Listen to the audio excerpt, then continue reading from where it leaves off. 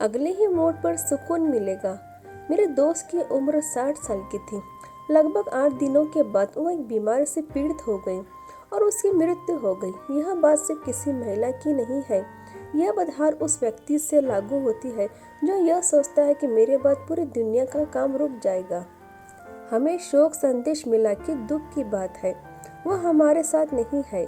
2 महीने बाद मैंने उसके पति को फ़ोन किया। एक विचार मेरे दिमाग को पार कर गया। उसके पति को तबाह होना चाहिए, क्योंकि मेरे दोस्त के पास बहुत काम था। अपनी मृत्यु तक वह सब कुछ देख रही थी, घर, अपने बच्चों की शिक्षा, ससुराल वालों की देखभाल करना, उनकी बीमारियां, रिश्तेदारों का प्रबंध करना, सब कुछ सब कुछ सब कुछ। वह कई बार कहती है, मेरे परिवार को मेरे समय की ज़रूरत है, मेरे परिवार को मेरी ज़रूरत है।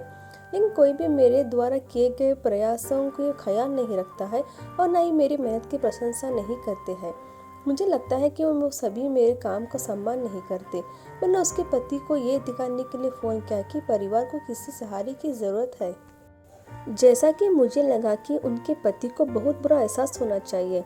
अचानक से सभी जिम्मेदारियां निभाती है, माता पिता, बच्चे, उनकी यात्रा, इस पर अकेलेपन, सब कैसे होगा। 1 घंटे के बाद उसने कॉल वापस कर दिया। उसने बताया वह अपने क्लब में 1 घंटे के लिए खेलने गया था और दोस्तों से मिलना। यह अच्छा हुआ कि उसके पास एक अच्छा समय है। यहाँ तक कि उन्होंने दिल्ली ट्रांसफ़र ले लिया है, इसलिए अब यात्रा नहीं करनी पड़ती है। घर पर सब ठीक है? मैंने पूछा। उसने जवाब दिया, उसने खाना बनाने वाली लगा ली है। उसने उसे थोड़े और पैसे दिए और वो किराने का सामान भी ले आती है। उन्होंने अपने बूढ़े माता पिता के लिए भी एक नौकर लगा लिया है। सब बढ़िया से चल रहा है, बच्चे ठीक है, जीवन सामान्य स्थिति में लौट रहा है। मैंने मुश्किल से 1-2 वाक्य कहे। मेरा गला पसिज गया। मैंने फ़ोन रख दिया। मेरे आंखों में आंसू आ गए। मेरी सहेली मेरे ख्यालों में बनी रही। वह अपनी सास की बीमारी के चलते स्कूल के दोस्तों से मिलने नहीं आती थी।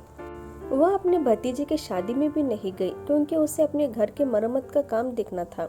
वह कई मज़ेदार पार्टियों और फिल्मों से चूक गई थी, क्योंकि उसके बच्चों की परीक्षा दिलानी थी और खाना बनाना है। उसे अपने पति की ज़रूरतों का ख्याल रखना था। उसे हमेशा कुछ प्रशंसा और कुछ पहचान की तलाश की थी, जो उसे कभी नहीं मिली। उसके मरने के बाद 2 और नौकरानियां काम पर ली गई और आराम से घर चलता रहा। इसलिए कहते हैं कि फिर जीवन का आनंद लो।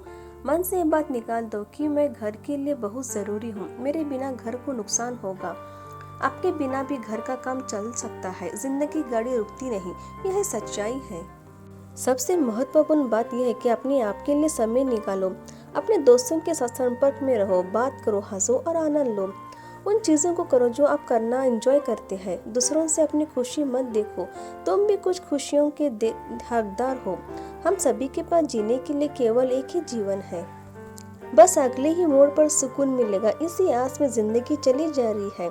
ख्वाहिशों के गुल्लक में सपनों के सिक्के हैं, परेशानियों से फटे नोट वो भी जिंदगी के हिस्से हैं। कीमती तो बहुत कुछ होता है जिंदगी में, लेकिन हर चीज़ की कीमत से वक्त ही समझ सकता है। अपनी काबिलियत पर भरोसा रखो, अपने जज्बे को तजुर्बा रखें।